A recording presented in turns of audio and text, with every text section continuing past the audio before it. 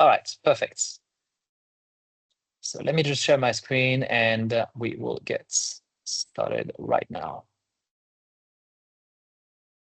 Here we go. So thanks everyone for joining us on today's webinar. This is a rerun of the very first webinar we did a couple of weeks ago, showcasing one of our latest tools, the Zest workbook that is designed to help cafes with their business plan. That literally covers everything that you need to keep track of when you're running a business or when you're creating a new business. So what we'll do today is we will give you some insights and a bit of background on what we do and why having a business plan is important as a new business. This is something that doesn't apply just to cafes, but to wider businesses as well. And after that, I'll show you the workbook, the actual tool that we have, which is a fairly complex Excel spreadsheet, complex in the sense that it does a lot of things, but fairly intuitive to use for you. And we'll show you a couple of the tabs that are really useful in our opinion. And of course, at the very end, after this recording, you'll also be sent a link to download this tool for free. So we encourage people to use it heavily, and you'll see all of the things that it can do for your cafe, if you already have one or if you're planning to open one. But I'll leave the floor to Rod Greenfield, owner and founder of Zest Coffee. Rod will run us through a couple of slides on, again, the background of this workbook before I walk you through the actual workbook itself. Thank you, Simon. Thanks for the introduction, and thanks for those that have come on. Appreciate the interest. There should be another 20 or so joining, but we'll hope they come in during the time. I wanted to introduce myself today, not just as a presenter, but as a fellow business owner, fellow battler, you might say, working hard day after day to keep our ship headed in the right direction and towards the destination that we've set ourselves. We're very glad to have all of you on board. You might want to jump to the first slide there, Simon.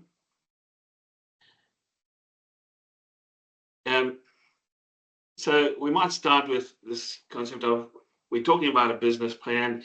We know it's going to take a fair bit of work, time, effort, and resource, you might say, to do it properly, do it well. But one of our things that we want to cover in this webinar is why that's important. So we know what it's like being in a business and being caught up in the whirlwind of everyday activity, and especially if you're planning to start a new business, there's so much to do and get done. But the question, why plan? And there's all these excuses that maybe come up in our minds. I think it's very important if we go to the next slide, Simon, because it's the what if. It's what's ahead of us that we don't know about. It could be those storms on the high seas, that lightning, that wind, those big waves that are going to come against us. And without a plan, without clear journey, mapping out our journey, you might say, this is what could happen, shipwreck. And that's really what this whole concept of planning is, to try and mitigate the risks and get a clear pathway to our destination. We go to the next slide, Simon. So if you think about the mariners of old who set themselves to cross the seas in these old ships and get to the new world, you might say, with very little. But one thing they did have was a rough chart, you might say, or a map. They had the stars, they had perhaps a telescope. Just wait on those, Simon. You can put them all on, but we'll work through it. What they had was a simple tools to get them to their destination. And you can put all those on, Simon. What I wanted just to start with is, and that's how we've really built this whole business plan workbook, is around these basic principles of how to get to our destination. And we start with a vision. And you'll find the first tabs of the workbook are all about our vision. And then we need a strategy. That's like, which pathway am I actually going to take? What am I going to do to get myself started on that journey? Sorry, your vision, and that's what the slide was supposed to say, you really start with your destination in mind. And then you fill it in with your strategy, your budget, and your execution plan. And that gives you the momentum, you might say, a step-by-step process to get to your destination. Next slide. So let's start with vision. This is defining really who we are and where we want to go. And it's very important. Before we start, we might just say, oh, I just want to open a cafe, but there's so much that we need to think about. There's your mission, your core values that will underpin your whole business, who you are, your concept. This is really what your idea is. What's going to be, we call it in marketing, what's going to be your purple cow? What are people going to talk about you when they talk to their friends, talk about your business? What do you want people to know you as? And then there's a cafe model, which is also covered in the workbook, which there's everything from a coffee van to a full dine-in restaurant or cafe. And brand also comes under your vision. Very important to establish your brand. Next. Strategy is thinking about where we'll play and how we'll win. That's the two steps, you might say. And when we say where we'll play and how will we win, it's thinking about your point of difference. Again, there's your purple cow, your strategic pillars, your marketing, things like your cafe layout, your menu, and even your menu. And these things are all covered, again, in the workbook, helping you and stepping you through how to find them. And the next step is budget. So a plan without a financial backing or budget is recipe for trouble. And so what we recommend is that you do a clear budget, work out your setup expenses, your fit out costs, in all those hidden things like legal and professional costs. Then obviously your staffing model and payroll, your menu, right from setting up your menu, then costing it and setting your sell prices.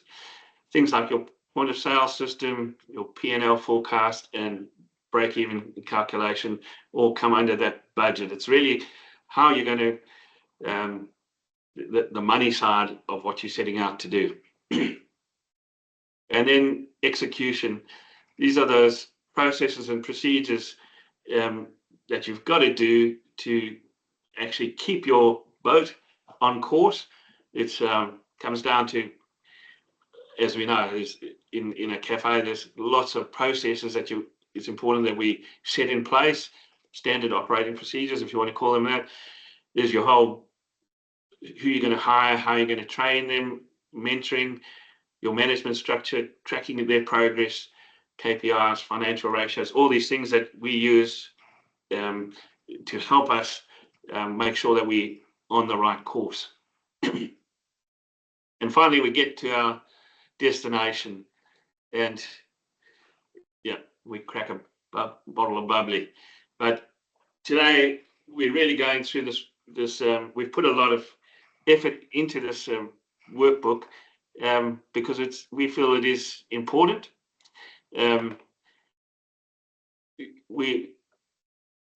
If we think about those mariners and explorers in the old days, they had a really tough gig, and they didn't set out with a whole lot of certainty, very limited knowledge of where they were going, limited resources and limited tools. But what I want to say is today's running a cafe, or any business for that matter, can feel just as perilous, you might say, just as scary, with big waves, strong headwinds, and sometimes our vessel feels a bit battered. But here's the thing, just like those mariners of old, We need a plan, we need the map, we need the inspiration and the courage, you might say, to push forward to our destination. And this workbook is a key tool to help you chart your journey and navigate the uncertainty and steer to success. So let's keep our boats heading towards the waves. Then let's get rolled by what might feel daunting. And we're together in this, and we'd love to help anyone on this call. If you need help in actually working through the workbook, or you want to brainstorm anything, we'd love to work with you to do that. Thanks again for coming on, and I'll hand over to Simon, who'll actually present the workbook. Thank you. You're muted, Simon. Sorry. Thank you, Rod. So as you can see, this workbook is going to be split into 5 categories that Rod just mentioned. What we'll do is we're not going to cover every single tab onto this workbook, because as you can see, it's done onto an Excel spreadsheet. And we have at the bottom 29 different tabs. So what we'll do instead is we'll cover a few of the key ones that represents at least one of each of the different categories and sections of the workbook. So as Rod mentioned at the beginning, initially before getting to our destination, we need to have a vision. We need to foresee where we're heading. And of course, then we make a plan based on that, and that plan might change, etc. But it all starts with the vision that we have of our cafe. And I think one of the things that most businesses don't do is understanding why they're in business, understanding the purpose of what they're doing, because this is going to guide a lot of the things that you do afterwards. It's going to guide all of your decisions, etc. So I'll show you one slide that I find, the one tab that I find very interesting. But as you can see, all of the tabs have different lines of information you can fill out, things like that are a bit more administrative, things like your strengths and weaknesses. And just for you to keep in mind, all of the tabs are interconnected. They all talk to each other. So the information that you'll fill out in some of the first tabs, you'll find that information later on, especially when it has to deal with numbers.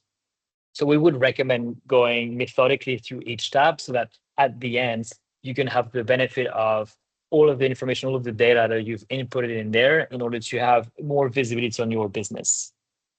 But I'll go to one tab that I find very interesting, which is defining your core concepts. And this is something that's a question you'll have to ask yourself from the beginning before you even start your projects, because this is going to shape who you are as a business and what you do. And we generally suggest that you answer that question with a series of other questions. So you basically define your concepts with more questions. And the first for us is always the why. So why are you opening a cafe? And if you were sailing on a boat, that would be the why are you, going on the sea? What is it you're trying to achieve? Like maybe you're trying to escape something, maybe you're hoping for something new, but we all have a different why for why we would open a cafe and start a business. And it's very important so that it's clear, because this will help you guide the next steps. And not only that, but also as you get more team members on board, it'll help everyone be aligned with your vision. It'll help everyone be aligned with what you're trying to achieve and why you're doing what you do. And then asking yourself questions like, what makes you different? What is your purple cow, as Rod mentions? So the purple cow is this unique point of difference that sets you apart, that will make people go, wow, I've never seen a purple cow. It'll make people stop and look at you as, different from anyone else. So what is that strength? What is going to set you apart? And again, who are your customers? Who is your base, etc. And this will help you shape that concept. It will help you shape who you are as a business and what you are as a cafe.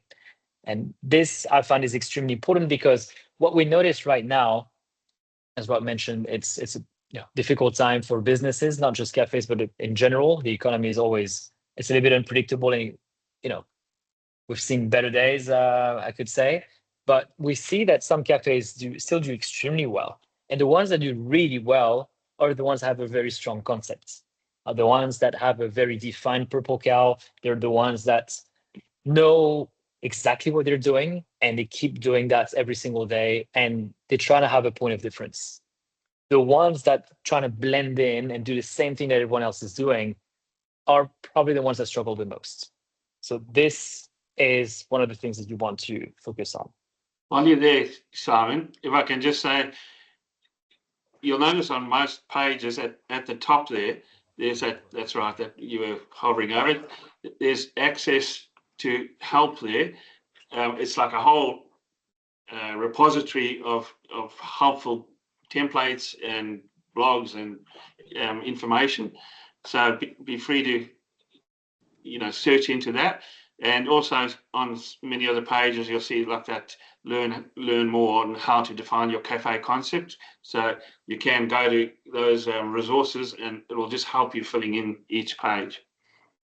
Yeah, Thanks. and there's a lot of articles that we have written on those specific topics with actual tools, etc., that you can use. So it, as Rodney mentioned, so the workbook is offline. And by the way, all of the information you input in there is your own information. Like, we don't have access to any of that information because it's fully offline. But if you need extra resources to help you fill out these different pages, then click at the top right there, and it will redirect you to our resource hub. I'll show that to you at the very end if you want. But you can see as part of the overall vision and strategy, we have things like mood board that help you put a lot of different photos together, things around your brand. I think that the brand one is an interesting one because we'll cover things like what is the style of your brand, what is the tone, what are the colors, visual style, etc. This can help you brainstorm and get to what you want if you're not already sure of what you have and what you're aiming for. And we even have things like the CMYK codes, the Pantone code that will help you understand what the brand colors are so that you have more consistency in your style. And usually we see that most businesses have this kind of information, the brand book, etc. But cafes, a lot of the time, don't have one. And it's really important to, if you want to have a clear message and consistent message, that you have these things ready before you get started. Then if we head into the strategy side of things, once we've already got our vision, we know where we want to go, it's time to have an idea about how we're going to get there. Let's make a plan. Now we know where we're heading. Let's make a plan to actually get there. And it includes tabs like the overall strategy. So this will help you, again, define the strengths that you have and be able to capitalize on that. And we have a whole bunch of other sections that will help you more specifically with that strategy, will help you more specifically get there. So once we get to that point where, okay, we know where we're heading, we have a rough idea of, how we're going to get there, it's time to probably do what is the hardest part, which is the actual work of it. Let's get in there and let's proactively work on that project. Because the first part is, you might say, very theoretical, but we do find it's important so that you can stay on track and you know where you're heading. But then that's when the real fun begins. When we look into how to select your sites, what does your cafe look like inside?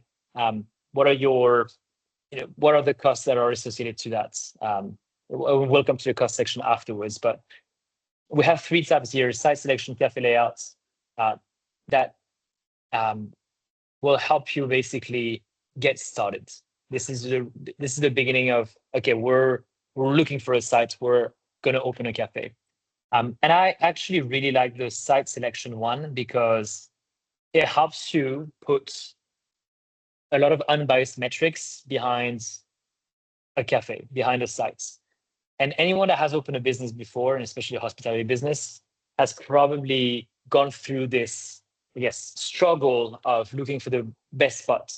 And it's always a challenge to find a spot to open a cafe that will be busy enough, so that has enough foot traffic, enough visibility, but it's also not too expensive. And from our experience, we see a lot of cafe owners make decisions maybe sometimes a little irrationally because they like one site specifically, maybe because it's closer to their home, and they might go, okay, I'm happy with this site, I'll sign the lease. But a lot of the time, there are a certain number of points that are being missed, and that might end up penalizing you later on because your cafe doesn't tick all of these boxes. And I think of things such as parking and access. You know, can people park easily where you are? Or if it's in the middle of the city center, maybe parking is not as important because you're in a you have a lot of foot traffic. But you know, if we don't have a lot of foot traffic and parking is difficult, it's a recipe for disaster. And this is the situation that one of the cafes locally that's close to our Sydney office is in. There's not a lot of foot traffic, and we're in Marrickville. There's no public transport, and there's no parking around. So that makes it extremely hard for them. But if you look at the site inside, that cafe is amazing. It's got everything that it wants. You want. It has like all of the power, all of the permits. It's got grates, like it's got all of the equipment, grease trap, ventilation. Um, the rent is pretty cheap as well. But again, they're shooting themselves in the foot because they're missing a lot of the other important criteria. So what we suggest here is to pretty much like put a score behind each of the criteria of a site that you're visiting, and then it'll give you a score that totals up. And that's a very objective way to compare multiple different sites, trying to remove as much emotion out of that. So you can put multiple grades, and you'll see that it sums up to a total score right there. And there's a few other tools and key pointers that will help you figure out if the rent that is advertised is reasonable, or if if the landlord is asking for too much. Here you can put the what is being asked for this rent. So there's actually a lease for a cafe that's in the area where I am. It's renting for $100,000, and the venue is actually 150 square meters. And you can see that $100,000 might sound like a lot of money for a site per year, but the venue is actually massive. 150 square meters is pretty decent. And you can see that the dollar per square meter per year for rent is $667, which for that specific area, and you can select your area details here. You can see that this is actually a fairly good deal. So this specific tab helps you put a lot of unbiased data in order to make a very objective decision about a site. You can actually check also the walk score. If you're not sure about a specific area, if you want to find out that it's, if there's a lot of foot traffic in a specific site, you can check this link that will redirect you to a walk score app that allows you to assess the foot traffic in a specific area or the walkability in a specific area. So we usually say that a score above 80 is ideal. It means that it's easy for people to get around by foot. So there's a lot of extra tools that you'll also find throughout this workbook that also operates online. So anytime you click one of these links, you'll be redirected to the website, etc. But now let's talk about the the budget side of things. And this is something that can be both scary and exciting at the same time. I'm saying scary because this is the make or break of your business. This is the make or break of the plan. And here we're still, preparing for that trip, preparing for that journey. And essentially with the whole startup costs and the whole budgeting, you want to make sure that you have enough money to start this project. If you are sailing, that would be the equivalent to do we have enough food? Do we have enough water to get to destination?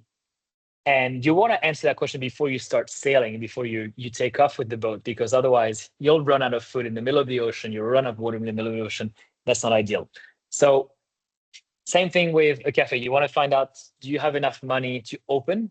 But you also have enough money if we get to a worst case scenario where we don't break even in the first couple of months. Maybe it takes 12 months to break even. That's not uncommon. Do we have enough runway? Do we have enough cash for this worst case scenario? What does that look like? Best case scenario or worst case scenario? So here in this tab, you can put all of the startup costs that you will have when opening your cafe. And as Rod mentioned, there's always a bunch of hidden fees that we don't necessarily think of, such as like plumbing, carpentry, lighting, and other compliance, etc. Like the fire safety, that sort of stuff. Like it's a couple of $100 here and there, but these are things that you don't necessarily think of and budget for. And when you actually start your business, if you haven't budgeted for that, it can really take you by surprise. So we have put some benchmarks in there, but you can see, you can also change these numbers, and maybe a carpenter and that's not going to cost you $2,500, but only 500, etc. And you can now start putting your own numbers there. Those aren't really benchmarks exactly, Simon. They're just examples, but obviously it depends totally on your business concept and your business model. Yeah. But it just helps to give you like a checklist and make sure that you're thinking of all the things that might pop up and putting a value on it. And this will carry through into later into the workbook, where you're working out your balance sheet and all that kind of thing. So it's important. Yeah, you're right. Not exactly a benchmark. You're totally right here, Rods, in the sense that if we look at the different types of concept, and you can check that in some of the previous, or cafe model, you can check that in the previous tabs. If you're a takeaway shop, hole in the wall, espresso bar only, you're not going to spend a lot of money on furniture, tables, and chairs. But if you're a full dine-in cafe with 200 square meters, then $5,000 is not going to get you very far for that. So obviously these numbers really heavily depend on the type of cafe you'll be opening. But here again, like you can change these numbers, you can increase them, you can decrease them based on your specific case. And as Rod mentioned, they will carry on to the next tabs of the workbook.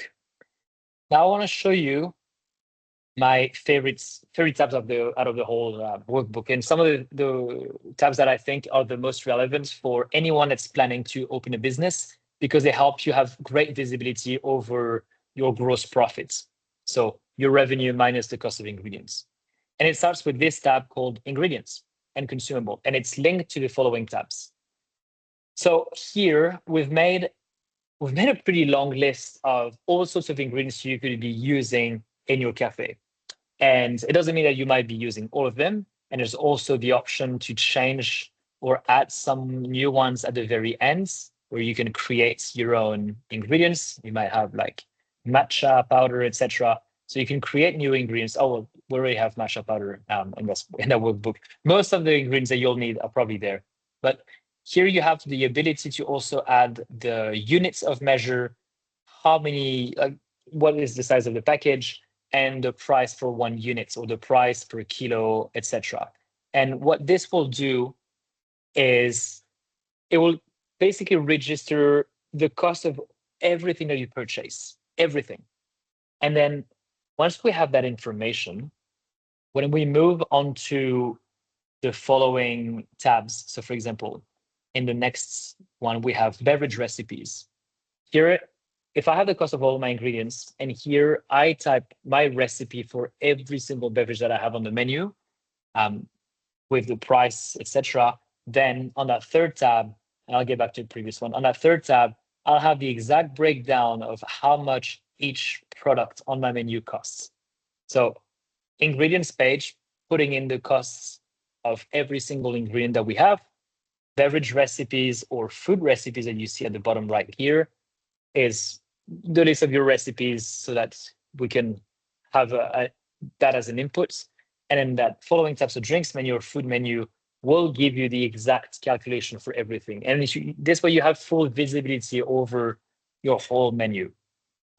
So going back to that previous one, if we look at the beverage menu, so here we have all of the drinks that you could have in a cafe, such as an affogato, which would have like a double shot of espresso, some cream, some liqueur, etc. If your affogato has different ingredients, you can change them as well. Like here, for example, you could put aioli, and it will fetch the price of the aioli in the previous tab. So I don't recommend putting aioli on an affogato, but you can see how you can change the ingredients. And if you're using, for example, more liqueur, less liqueur, in this case, cream, how much cream are we using? How many espressos are we using, etc. You can play around with these numbers. If I'm using 10 ml of cream, for example, you can see that it's adding 9 cents to the cost per serve. And it will go and fetch the It'll go and fetch the price that we're paying for cream, etc. And it will come and showcase the impact that it has here. But let's say we want to put more cream, like 30 mils of cream. See, it's increasing the costs to 27 cents. And the total cost of that affogato is now 185. So it also helps you play around with these numbers. It helps you have visibility over the cost of everything. And that's how you get to budget everything, but also set up your price lists for your cafe, for all of the menu items that you have. So here we've put our blends, our flagship blends, for example. We've put the recipe that we use for each of the coffees. So 20 gram, 21 gram, 22 grams, the average wastage that you might have, 5-10%. And then you'll get a breakdown of the cost per single shot and cost per double shot, depending on the price per kilo that you're paying. So $36, a double shot at 10% wastage cost me 88 cents per double shot. And this way you have that information and you're able to figure out how much you want to charge. And you can see below, if you go down to that affogato, so it's taking that 88 cents. If you're putting in a double shot, you can see, so whatever you set up there will go down into the sheet. And you could also just show them, Simon, if you just hover over where it says new recipe. Yeah, so you can make up your own recipe. And if you go to those ingredients, you can select from that whole list of ingredients on the previous page, and it will bring it through with the prices that you've got in there, etc. Yeah. So for example, if you wanted to do like a specialty drink that has some start typing this. apple. If you start typing, something that you some apple juice and then some matcha, for instance, and some coffee, like espresso. So weird drink, very strange drink. But you can see that if we're using a little bit of, let's say, 100 ml of apple juice, we're using 3 grams of matcha, and we're using one single shot of espresso. Again, don't make this drink at home. I can already tell you it's not great. But you can see straight away, okay, this is going to cost me $1.59, and you can figure out how much you want to charge from there. So you have this ability to create those drinks as well yourselves. And if you wanted to play around the cost, you might say, the matcha is actually the one that's costing us a lot of money. So what if I go down to 2 grams of matcha for that serve, and all of a sudden I'm saving 30 cents? And that's when you might be asking yourself the question, is there a lot of added perceived value in having extra matcha, or would people be just as interested and just as happy with the drink if I had a bit less matcha? And this helps you play around with these numbers. So here is where you would set your sell price for all of the different drinks. And you can see that for all of these drinks that we've set previously, we can see the cost of ingredients, and we can see the sell price. You'll see how much gross profit you would be making in dollar value. And here we have it in percentage. You can see that anything that is below 70% will turn red, and red is a red flag. That means that you don't have enough margin on these items. Anything that is above 70% is going to be green. So, for example, if we look at things like our almond milk latte, if I have a look at the cost of ingredients, it's at $1.41, which is fetching that value from the previous slide. If we sell it at $6.50, which might sound expensive for some people, but you can see that this is correct value. We're at 78% margin. This is a good number. Like, we're happy where we are. But if we look at a large latte, even without any alternative milk, so for example, here we have a large latte takeaway, no alternative milk, it's costing us $2.43. If we're only charging $7.50, that's a 16 ounce, so it's a big cut. But you can see that if we're only charging $7.50, we're not making enough margin. We're making only 68%, and that's probably too low. So maybe we would have to charge $8 for that one. And if we charge $8, now we go into the green.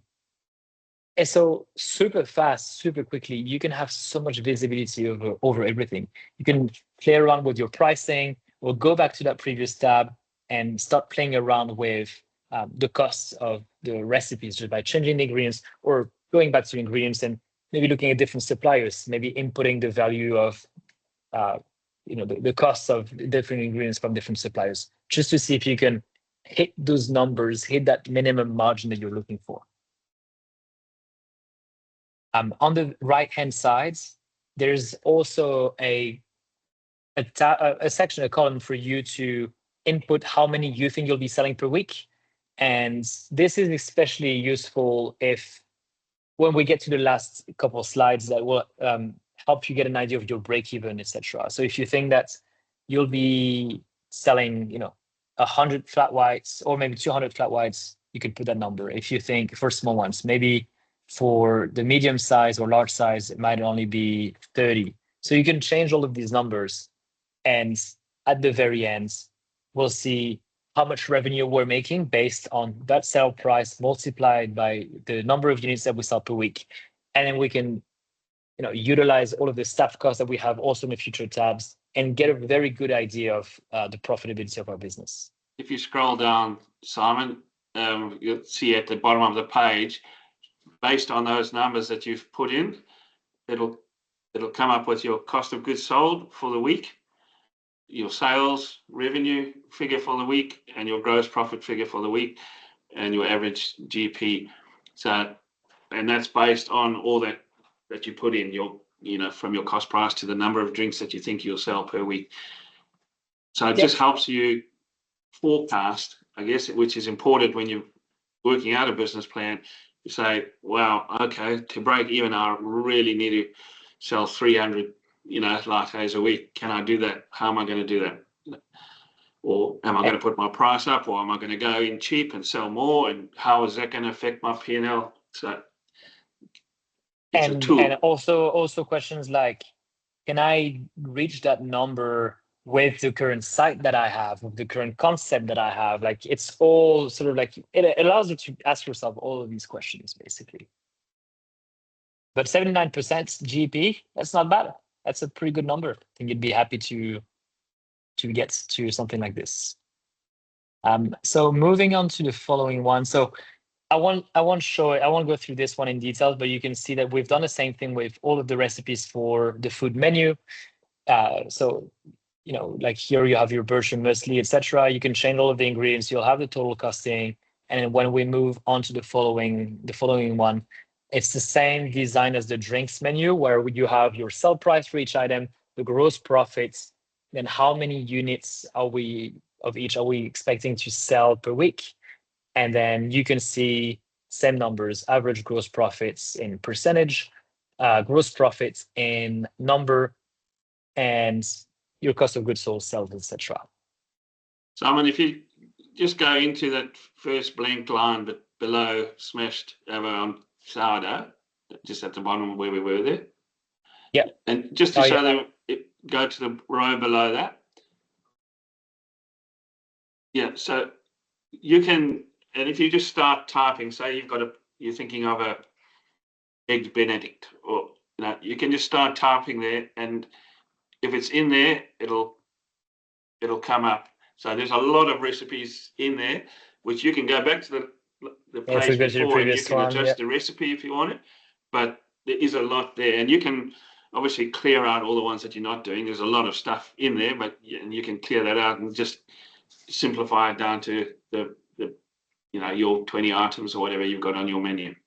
We've got even things such as like, so for example, for the eggs Benedict, we even take into account the lemon juice that goes into the Hollandaise. We have things like the salts, the cost for salt, the cost for pepper. See here with 3 grams of black pepper, that's costing us 9 cents.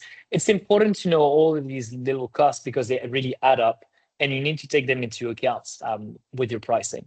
And that allows you again to play around with these numbers, etc., or to change.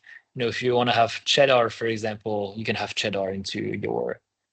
You can have cheddar into this recipe. Probably not recommended, but you can play around with these, etc. So now that we have our, I guess, the base structure of costs, of our operational costs for our business, we'll be able to have a bit more concrete vision of what the business will look like. But before that, we'll need to get into staffing, and that's probably like the last. Staffing and expenses are probably the last two bits of expenses that we'll have on an ongoing basis that will then allow us to get that full 360-degree vision of how the business will be performing. But that that tab on staffing is interesting because it allows you to play around with the number of hours, the hourly rate of your staff, of different positions that you have, in order to see how much that would be costing you. We also have this benchmark of, oh yeah, sorry, Rob, you're going to say something. I'm just pointing out in that top line. So it's bringing your forecast revenue per week from your previous menu pages. And it's bringing that forward. So whatever you estimated there, it's adding it to there. And then the next thing is your target percentage of revenue. So this is like your benchmark that you want to spend on labor.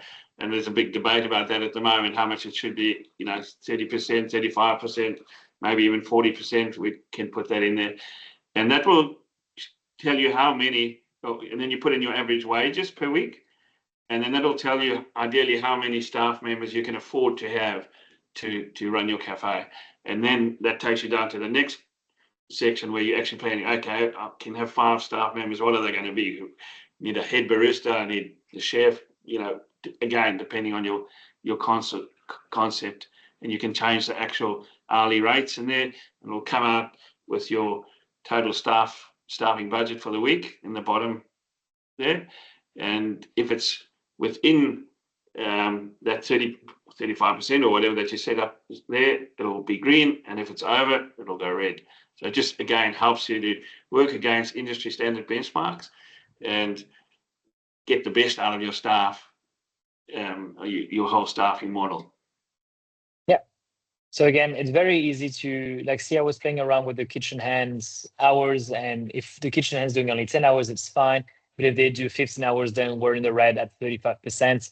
So you can see that here in the worst case scenario, it's not looking good. So that's when you want to go worst case scenario, best case scenario. What does that look like, etc. So yeah, so this way you can have a clear idea of how much money you're going to be spending per week, and is your business, or is that theoretical business, because we're still in that theory part right now. Is this a viable strategy? The last bit would be the expenses. So anything that you would be spending on an ongoing basis. So every week, every month, such as your lease, internet, land tax, etc. That all goes in there, and that shows you the percentage of the revenue. Again, your revenue is calculated from those previous food menu and drinks menu tabs with, price per item plus number of items being sold, gives you total revenue. So here, thanks to those tabs from the previous sections and the information that we've input, we get a percentage of that total revenue. And this is when you can start playing around with, okay, what if the rent is cheaper, etc.? What if my rent is only 1,000, and so on? Or what if those numbers change? What if the electricity is a bit cheaper? And you can see that number here changes. This number here changes as well. Just so you can see that that's divided into sort of segments. So there's your occupancy expenses, which is how much it costs to rent and look after your facility, your building. Then there's operating expenses, so the next one down.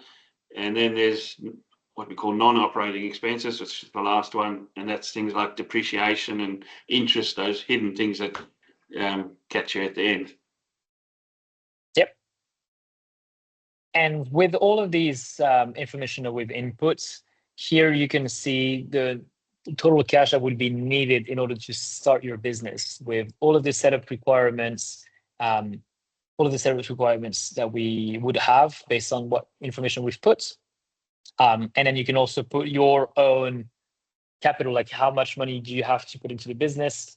If we only have $150,000 from capital plus a bank overdraft of 25,000, we can see that in this situation we're short of 3.4K. And that's when you can go, okay, well then I'll need to take a bank loan of, let's say, $10,000, so that at least I have a little bit of cash left after all of these setup costs that we have. 6.9 thousand is probably very, very small. the setup costs, you'll see that it includes like for your initial salaries and wages for the first 2 weeks, 2 weeks. your initial stock inventory for 2 weeks. So it tries to take into account what you'll actually need and give you a realistic picture. Yeah. And then the last part of the last section of the workbook, those last 5 slides, which are our break-even tool, the PLN forecast, balance sheets, KPIs, and financial ratios. It's what keeps you on track. Like by then, like in order to use these ones to their full extent, the business needs to have launched, you need to be operating, and this allows. It's kind of like your compass to make sure that you're still on track. Your ship is still heading into the right direction. You're making sure that we're not spending too much, that we have enough profits. And here the break-even calculator allows you to understand how much money you need to make in order to reach that point where we don't make profit, but we also don't lose money. That break-even point, which is that crucial make or break point for any business. This is literally like the one thing you want to be monitoring all the time, because if you're below your break-even points, you're heading into the wall. So here again, it goes and fetches what we have from the previous tabs for our forecasts, and it gives us those expenses as a percentage of our gross profits. And here, this is where you can, instead of going back to the previous ones, you can play around with these numbers and be like, okay, what does that look like if I just quickly maybe reduce my occupancy expenses? But if my payroll expenses increase to 6,500, is it still working? And you can see that, yep, the numbers still work out in this case. So it allows you to, again, play around with these numbers just to make sure that it's all working for your business. Balance sheet and P&L are things that you will be constantly looking at once you launch your business. It gives you an overview of how your business is doing and how you're tracking in terms of performance for the P&L. So it allows you to see essentially, like, are we on the right track? Are we within the right ratios? Are we spending too much money on food? Are we spending too much money on wages? You can see this is all using the previous values that we've input, but also percentages that are benchmarks of the industry. And again, if it's in green, it means that you're within those benchmarks. And if it's in red, you're not respecting those benchmarks. So it's a red flag. Be careful. And you can see your projected. This is all of your projected revenue, profits, etc. at the end of the year. So if everything that we've input works out, this looks like we will be making 21% profits before tax. So that's a pretty good amount. I think everyone would be very happy to have a 20% net profits. See here, we put this benchmark of 10 to 20% for cafes. So 21% is top of the range, most likely. Something to keep in mind is that in the first year of operation, it's very rare to find cafes or just any business. It's very rare for a business to be making profit the first year of operation. I saw some stat the other day that was showing that something like 90% of new businesses don't make money the first year. So they lose money. And it goes back to the importance of making sure you have enough buffer cash when you open the business, when you start a business, because if you just have a little bit of cash left after that setup costs, then if we are in that worst case scenario where we're not breaking even each week, it means that we're going to run out of cash very, very fast.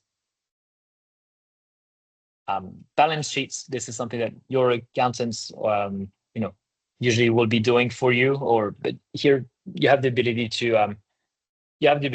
have a look at that balance sheet, all of the assets, all of the liabilities that your business has. So all of the equipment that you might have, the cash in the bank, and then things like loans, capital, etc. that you might have. It gives you a good snapshot of what the business has at a T time, at a specific time. And then the last two, the KPIs financial ratios, these are numbers, these are benchmarks for you to make sure that you're on targets, but also that you're doing well compared to other businesses in the industry. So I think it gives you some more information there. Sorry, Simon, I think it's important to note that although all this is in this business plan workbook, we're not saying to you that this replaces an accountant or this replaces somebody, helping you with marketing or something like that. It's really just to have a holistic view, and your accountant might help you fill in those numbers so that when you look at them, they're correct. But it's just to have everything in one place and give you visibility. So just a note on that. Yeah. So some people might feel this is way above, their heads and don't know what a balance sheet is compared to a P&L or whatever. Don't stress too much. Your accountant can work through that with you. Yeah. And this is again, like, in order for you to assess the feasibility of a project. Like, you want to be looking at these numbers right now before you commit to buying, a whole bunch of equipment and signing a lease, etc. You want to make sure this is kind of like the cherry on top to make sure that your plan is bulletproof. And again, if you're seeking a loan from the bank or looking for investors, having this kind of documents is so important in order to showcase the viability of the project, because the bank or your investors are going to be asking you, can you make money out of this? How much money can you make? How long is it going to take you to reimburse this loan? And show me the feasibility of that. Show us that you've done the numbers, you've done your homework. Without something like this, it'll be very difficult to get a loan from the bank or even find investors. That's pretty much it. There's 29 tabs in the whole workbook. I've covered some of the most important ones, but although they're all extremely relevant. But you folks might have some questions for us at this stage. If you have some questions, feel free to unmute yourselves or just type that in the chat.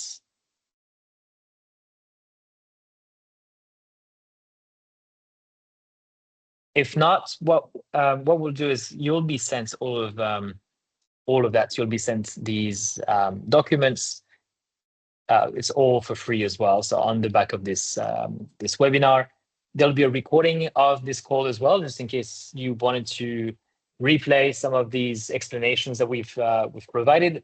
And if you ever wanted to reach out to us for some guidance in your projects, whether you already have a cafe or you're looking to open one in the future, we have pretty extensive experience in helping cafes around Australia, both from the preconception of the project, the genesis of the project, all the way to cafes opening a second, third, fourth, fifth sites with us. So we have good insights and experience in doing that, and would love to help out if you're in that situation. Did you want to add a word to that, Rod, as well? Yeah, well, just thanks everyone for your patience in listening to us ramble on. I think I would just like to wrap up and say, obviously, we are fundamentally a coffee company. We're coffee roasters. We're passionate, specialty coffee people. But so when we do our vision, we examine who we are. We really say, well, really our reason for being is to help cafes thrive. And we do that, number one, through great coffee. Obviously, that's what we're good at. Flavor, as we always say, flavor that sells a second cup. And we do that with a strong brand. People know Zest and respect Zest. And then 360-degree support for our cafe owners. And that's where this program fits in, is that we just want to give, wrap around our cafe partners with 360-degree support to help you succeed. And that comes down to helping you, the basic business plan, or with a marketing plan, or with giving you recommendations for equipment, or, your workflows, all that kind of thing. So if you're interested at all, we'd love to partner with you, those of you that are cafe owners or looking to start a new cafe. And yeah, thanks again. Appreciate you coming on. Go for it. Got a question there. Hi, sorry, I just thought of a question quickly. In terms of like seasonality, I know that some of those, it's like you input the amount per week of coffee, of like say a latte or something. Obviously that's very different in like over different seasons. Would you suggest like doing a cash flow or inputting this like quarterly, like based off different seasons to kind of estimate your cash flow? Because it's obviously because we have quite a lot. We almost double in summer, just over the January, December time, because we're back by the beach. So I just wondered, is this something you do regularly and change it? I think that's a very good point. Especially if you do have big seasonal fluctuations, you can put in a week in summer, and you can get your estimation, and then you can put your worst week in and get an estimation. But this doesn't actually have the flexibility to put in for 52 weeks of the year. But I think you could get your average and then look at that, as you say, because it will automatically extrapolate it out to a year in the P&L. But I'm sure you can be creative and just work with these tools to see your average GP per week or your sales per week in midsummer. Yeah. I suppose I could do all three, like the worst, the best, and the average. Yeah, That's Yeah. definitely Where are something you that based? we recommend. Cool, thank you. Sorry, can I ask where are you based? Ocean Grove. Oh, right. Yes, there's lots of tourists down from Melbourne during December and January, as you can imagine. Yeah, very good. Nice. Yeah, you're absolutely right. Having those, I really like having a worst case scenario, something that seems more realistic, and a best case scenario that's a bit ambitious. It gives you, three very different scenarios, and if they all look good, then it means that the project seems very, very attractive, and that might be a go ahead. But if it only looks good when the best case scenario is happening, then that might be not the best plan. So what you could even do is, especially for the numbers side of things, you could fill it out first for a scenario that you think is realistic, and then you could make a copy of that spreadsheet and call it worst case scenario or pessimistic scenario, and then another one which is best case scenario, optimistic scenario. And that's where you have three different documents that just have very different numbers, and then you could compare them against one another. But you want to do that once you've at least filled it out once, especially with like price for ingredients, etc., because you don't want to do that manually. But you can just duplicate that same documents and then have all three and compare those numbers side by side. But I guess in your case, because you have that big seasonality in your business, it's a little bit tricky to do. But if you've already got historical data from your sales, you could already pull out the average and then use that average over here if this is what you're aiming for. Okay, great, thank you. Other thing which you can think about is, for instance, if you had a menu in there that your current menu, and then you wanted to say introduce, for instance, signature drinks or a particular signature drink, and you can put the recipe in. So it gives you your cost price, and then you estimate how many you're going to sell of them, put in your sell price, and you can see how much extra revenue and GP you're going to make by introducing an extra product. It might be a different menu, a food menu item, anything. You can test and use it to test and measure the effects of any changes.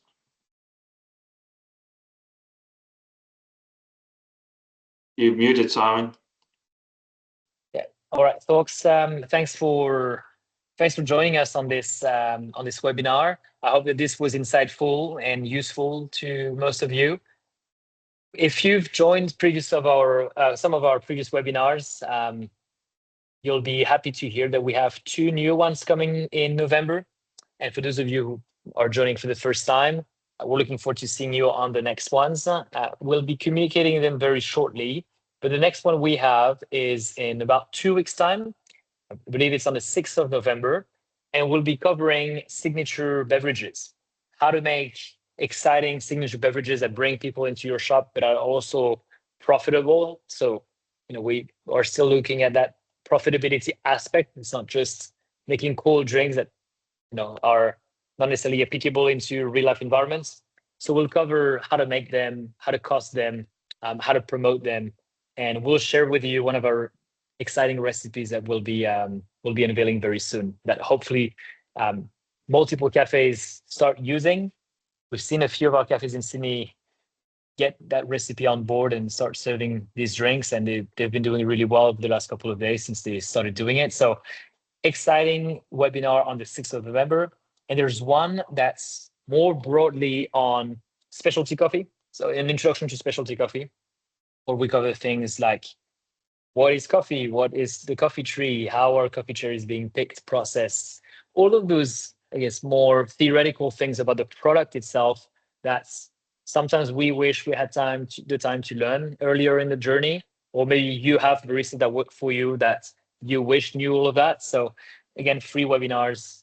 You can send that link to your team, your baristas, your staff that might be interested in learning more about, what specialty coffee is. If your parents are interested in learning more about what specialty coffee is, that's the perfect webinar. Yeah, really, we wanted to introduce some webinars that cater for baristas, for their innovation and inspiration, really, because for you as business owners to retain good baristas, it's part of our job is to help you engage with them and ensure that they're progressing. So yeah, watch the space. We'll be rolling out more. And thanks for coming on again. We'll say goodbye. Thank you. Thank you.